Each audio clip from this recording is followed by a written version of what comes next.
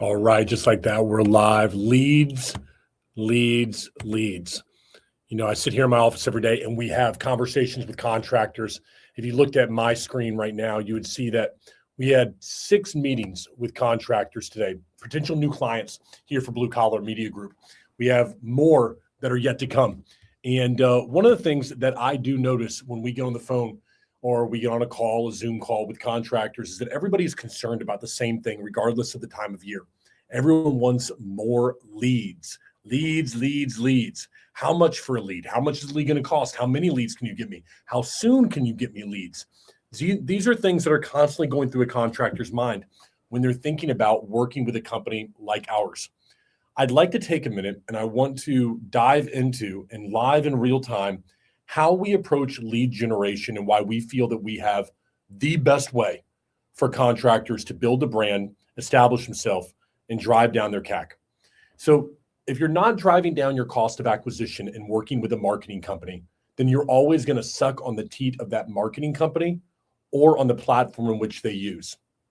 I'll explain. Unless you have a brand, something that people are becoming a fan of, that individuals will seek out to do business with, or that they're willing to pay more to do business with based on their feeling for you, you are always going to be at the mercy of the market. No matter how good your marketing company is, they're always going to be marketing to people who have a need. They won't know who you are. They'll say the same regurgitated lines and you'll pay for that. And your customers will pay the exact same rate they pay everybody else. There'll be nothing about you that sticks out. I believe that the way to approach marketing and the way to approach your brand is to find a company that over time can drive down your cost of acquisition. And the way that you do that is by people seeing you, by people understanding your offer and what you can do for them, and by actually liking you, by feeling like this is somebody that I want to do business with. But we focus so much on how many leads did I get this week? How much did that lead cost me? That I think we forget about the long-term play and looking at how can I drive down the cost of acquiring that lead as I work with a company over a period of 6 and 12 months.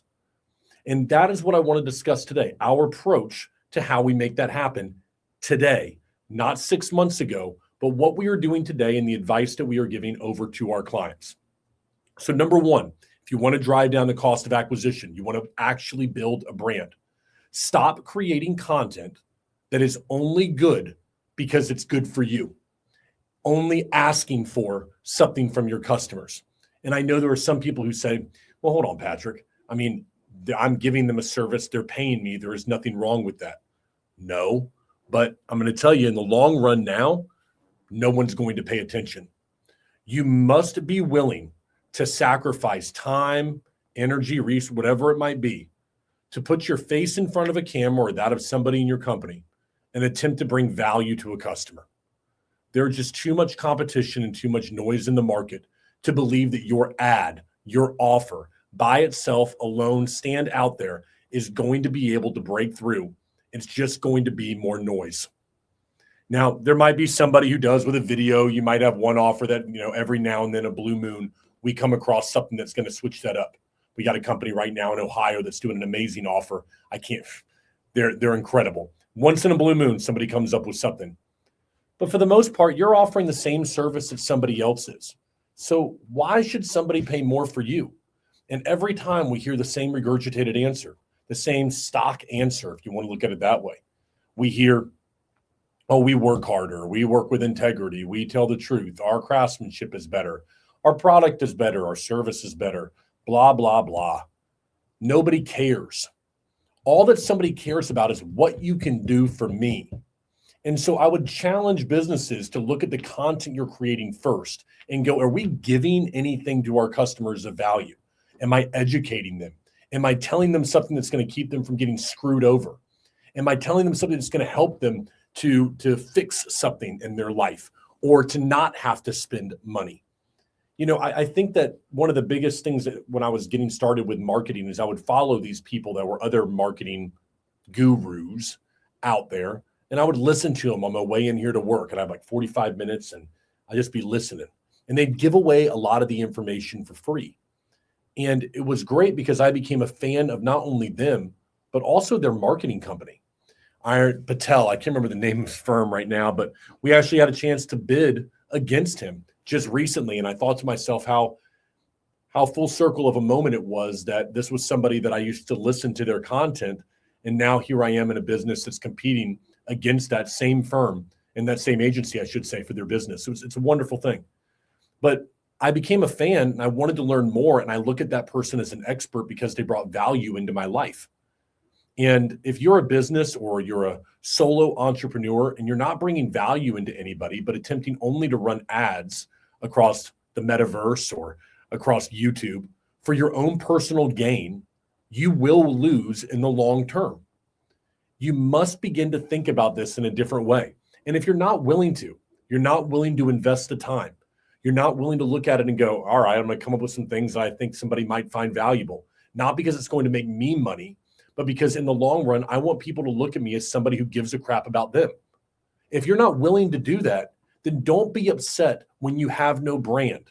Don't be upset next year when you're paying more for a lead than what you are this year, because it is coming.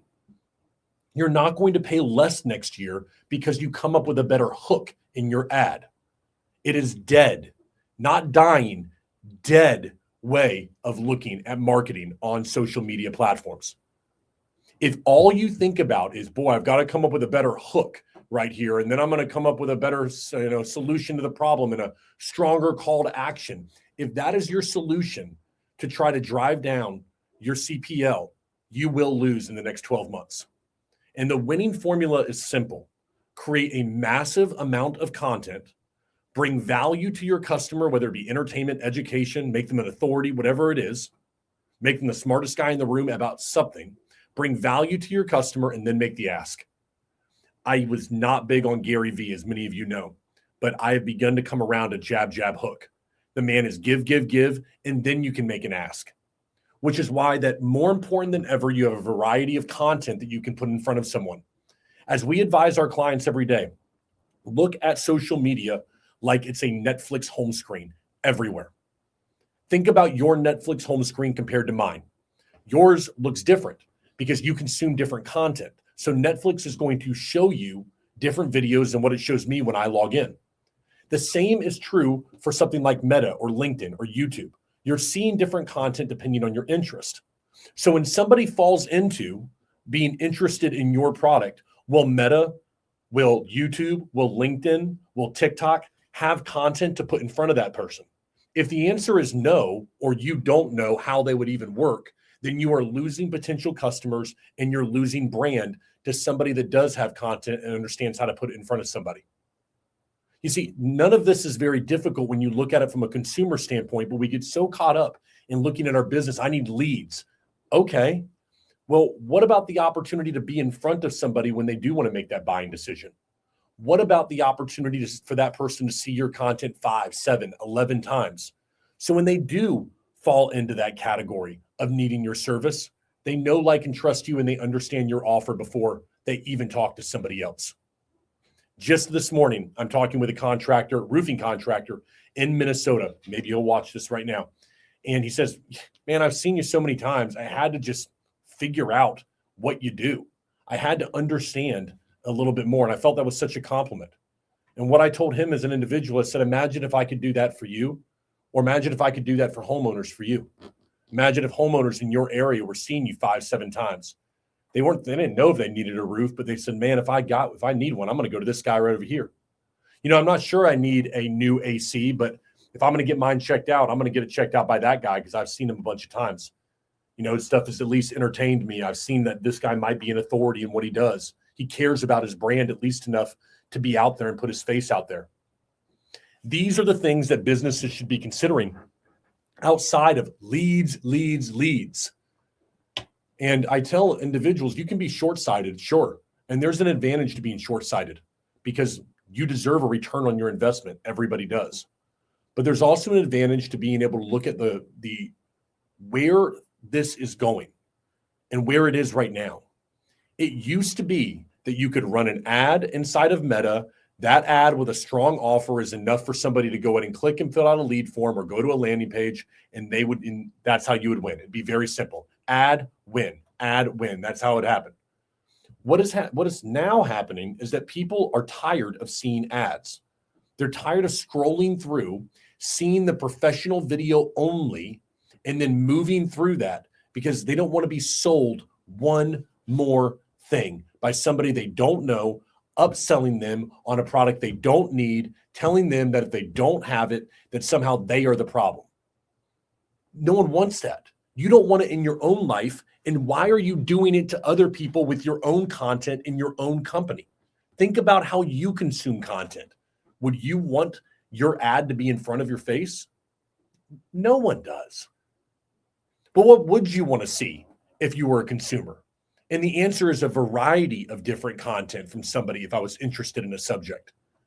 Right now, I've told people my feed is just all these I don't know what you call them, these tables where they put stuff in the middle of them and they pour plastic over it and it kind of locks these items that are clear in the table. So you can make a table with wood and it looks like there's a beach on that side of the table. It's beautiful. And as I consume this content all the time, not once have I come across where somebody is doing that and then they're making me an offer. I'm just consuming the content over and over again.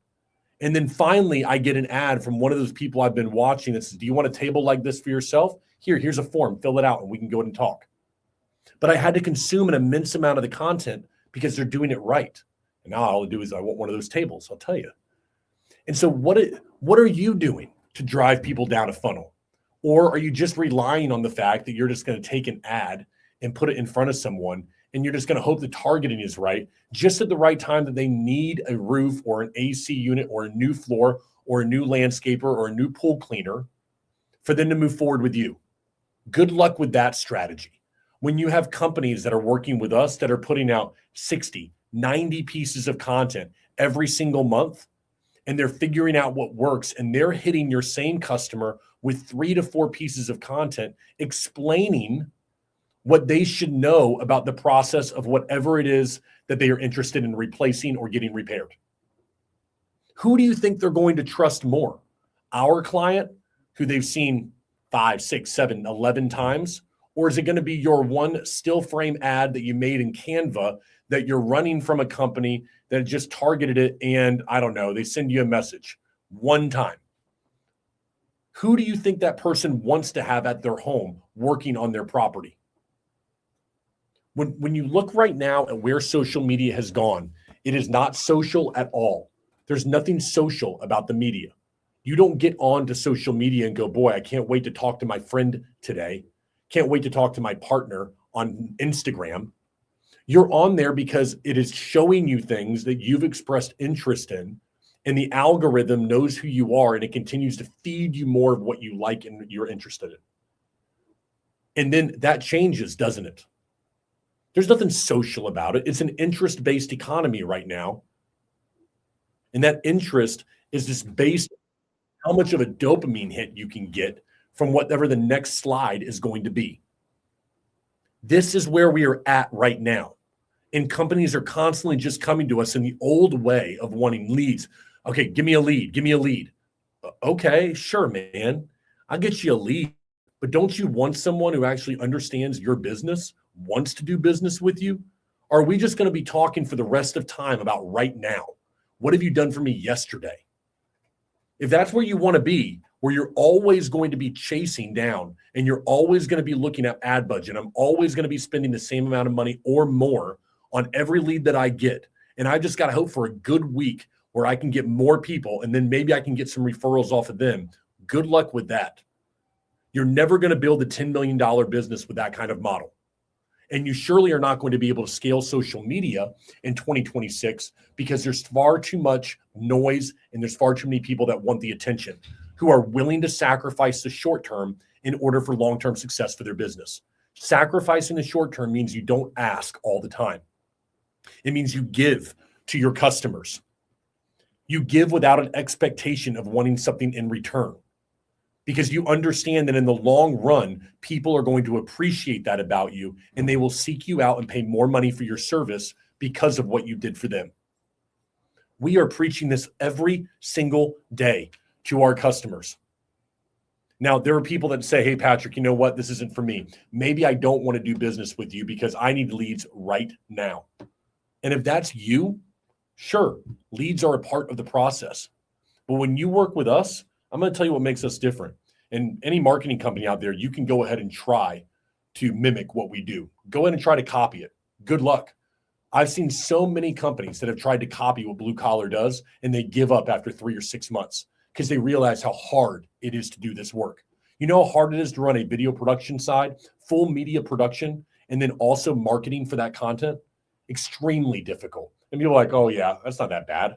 Oh yeah. Try getting people to buy in to shooting content every single day for contractors. You think they want to do that? You think somebody graduates from a great school and says, in film school, I was just dreaming about every day filming on top of a roof?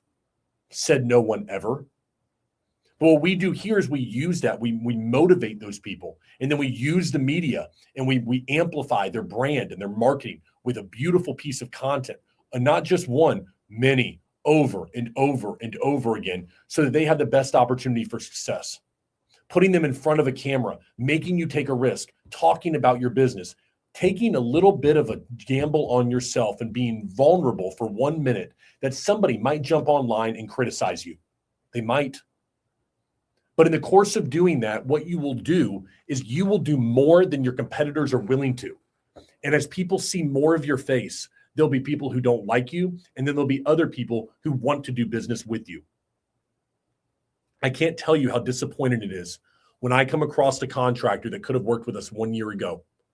And then I look at where they're at now, nothing's changed.